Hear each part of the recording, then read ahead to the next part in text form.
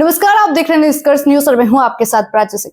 बता दें कि बिहार में उपचुनाव 13 नवंबर यानी कि कल है। और वैसे में अगर बात करें शिक्षा के जगत की बात करें तो लगातार जो है प्रसाद किशोर बातें करते हैं, लेकिन इसी मुद्दे पे सीधी बातचीत करेंगे अफाक अहमद खान, जो कि जनसुराज से नाता जोड़ लिया है। सर, जिस तरीके से आपने नाता जोड़ा है उसके बाद से शिक्षा जगत में जनसुराज क्या शिक्षा जगत में आगे बढ़ेगी?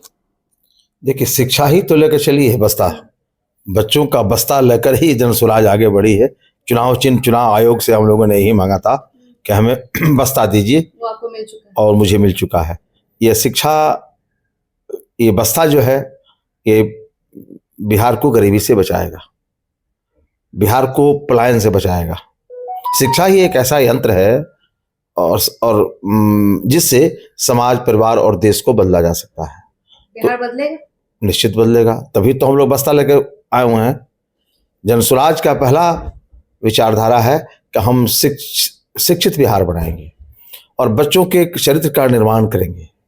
नेत्रहाट टाइप के ब्लॉकों में विद्यालय स्थापित करेंगे और वो बच्चे आवासीय स्तर पर रहकर पढ़ेंगे। एक नेत्रहाट कितने IAS और IPS को जन्म देता है। बिहार में जो व्यवस्था स्थापित करने के दिशा में जनसुराज का सार्थक प्रयास है कि वो विश्व स्तरीय शिक्षा व्यवस्था स्थापित करना है, ताकि अन्य राज्यों से लोग यहाँ पढ़ने के लिए आए। बिहार में नीतीश कुमार भी शिक्षा जगत को आगे बढ़ाने के लिए लगातार देखिए, आप लोग लोकतंत्र के चौथा स्तंभ में नीतीश जी से जो बन पाया वो किए उसके लिए धन्यवाद। लेकिन जिस अंदाज में हुआ वो अंदाज, आप लोग भी यहीं के स्टूडेंट हैं, स्कूल में बच्चे पहुंच जाएं, स्कूल की बिल्डिंगें बन जाएं और बच्चे को शिक्षा नहीं मिले, बच्चा खिचड़ी खाकर घर चला जाए, कॉलेजों में डिग्री बांटी जाए, उस शिक्षा व्यवस्था को हम उत्तम शिक्षा व्यवस्था नहीं कर सकते। आप एक नेत्रहाट में पढ़ने वाला स्टूडेंट, नवोदय में पढ़ने वाला स्टूडेंट का कंपैरिजन जब आप कीजिएगा किसी गवर्नमेंट स्कूल में, तो जाना चाहता है? नहीं जाना चाहता। तो आज बिहार की जो बदहाली है, बिहार के बच्चों के जो कंधों पर या पीठ पर जो बोरा लादा जा रहा है, उसमें शिक्षा भी बहुत बड़ा इंपॉर्टेंट रोल अदा करता है। मैं आपके माध्यम से निश्चित रूप से आपको एश्योर करना चाहते हैं कि हम शिक्षा व्यवस्था को विश्व स्तरीय स्तर पर लाकर खड़ा करेंगे। बिहार में एक ऐसा शिक्षा व्यवस्था स्थापित करेंगे जो हम लोग गांधी और महावीर के धरती वाले लोग हैं। ज्ञान प्राप्त करने के लिए दुनिया से लोग आकर बिहार में ज्ञान प्राप्त किए थे, और वही बिहार ज्ञान के लिए भटक रहा है, दूसरे जगहों पर जा रहा है। इसलिए उसको वापस लाने की आवश्यकता है। उस दिशा में हम लोगों की सोच बिल्कुल सार्थक है। कल सेमीफाइनल माना जा रहा है, 25 से पहले सेमीफाइनल माना जा रहा है, क्या लगता है? देखिए, कल 4 राज्य में 4 क्षेत्रों में उपचुनाव हो रहे हैं। आप लोग हो सकता है बेलागंज में गए हों, आप लोग इमामगंज में गए हों, तरारी में गए हों, रामगढ़ में गए हों। प्रशांत किशोर जी का जनसुराज बहुत मजबूती के साथ इस चुनाव को लड़ रहा है, और इसके सकारात्मक परिणाम इसलिए होंगे कि बेलागंज में तो खेला हो चुका है। बेलागंज में खेला इसलिए हुआ है कि 35 वर्षों से एक व्यक्ति, एक परिवार जो वंशवाद और परिवारवाद और बाहुबल के रूप में अपने आप को प्रस्तुत किया, और 35 सालों से इस जनतंत्र में, लोकतंत्र में वह आदमी बिल्कुल मजबूती के साथ, एक मिनट, वो आदमी एक ही परिवार का रहा।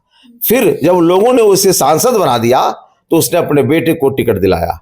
मैं माननीय आदरणीय लालू प्रसाद यादव जी से निवेदन करना चाहता हूं कि यह लोकतंत्र है, जनतंत्र है, और जनता के हाथों में शक्ति होती है। जनबल जब खड़ा होता है, सारा समीकरण ध्वस्त हो जाता है, और जनबल बेला में खड़ा हो गई है, जनता खड़ी हो गई है, और यह खेला तय है। उन जनबल के आगे जो भी समीकरण है, वो समीकरण से काम चलने वाला नहीं हो, वो समीकरण टूट गया है। उस्मा साहब जाके माहौल बना दिए।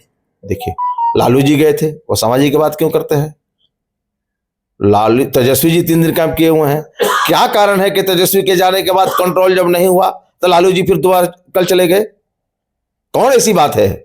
जनता जानती है कि अगर सुरेंद्र यादव का लड़का सुरेंद्र यादव 35 सालों से अगर वहां सत्ता कर रहे हैं, जनता को कुछ नहीं दिया, फिर जब वो चले गए सांसद बनकर तो अपने बेटों को लाकर खड़ा किया है। जनतंत्र इसको स्वीकार करने नहीं जा रहा है। अगर ऐसा हुआ तो लोकतंत्र खतरे में पड़ेगा। ये वंशवाद का बढ़ावा होगा और राजतंत्र स्थापित होगा, लोकतंत्र रोना शुरू करेगा। इस लोकतंत्र को जिंदा करने के लिए बेला की जनता खड़ी हो गई है कि हम ना वंशवाद चलने देंगे, ना राजतंत्र चलने देंगे। राजतंत्र को ध्वस्त करेंगे और वंशवाद को चोट करेंगे, जन स्वराज पर को वोट करेंगे। और बिहार की बेला की जनता ये बताना चाहती है कि महावीर की धरती और गौतम बुद्ध की धरती वाला यह राज्य निश्चित रूप से जनतंत्र को जिंदा रखेगा, लोकतंत्र को जिंदा रखेगा, राजतंत्र का सफाया करेगा। 4 सीटों में कितने सीटों की उम्मीद है?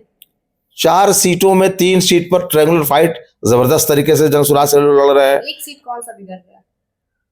हमें लगता है कि 4 सीट तो सिचुएशन बनता जा रहा है, लेकिन एक तलारी है, मुझे लगता है कि तलारी भी लड़ाई में आ गया है। हाँ, ट्रायंगुलर हम लड़ाई लड़ रहे हैं और ट्रायंगुलर लड़ाई में बेलागंज और इमामगंज तो जीतेंगे ही जीतेंगे, एकदम दावे के साथ। बिल्कुल दावे के साथ। मांझी जी को इस बार हरा दी, निश्चित तीसरा स्थान पर रहेंगे। तीसरे स्थान? जी हाँ, लगातार जी। कर रहे हो। दावा करने से क्या होगा, वक्त आने दे बता देंगे तुझे आसमां। हम अभी से क्या कहें कि क्या हमारे दिल में है। तो 23 नवंबर के दिन इंतजार है। बिल्कुल इंतजार कीजिएगा।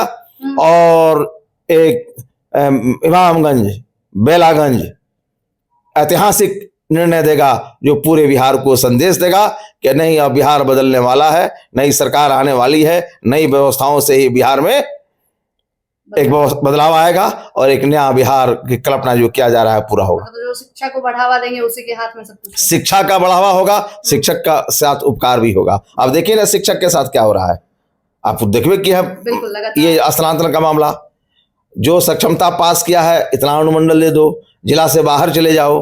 अरे यार, इससे तुम्हारी व्यवस्था सुदृढ़ होने वाली है क्या?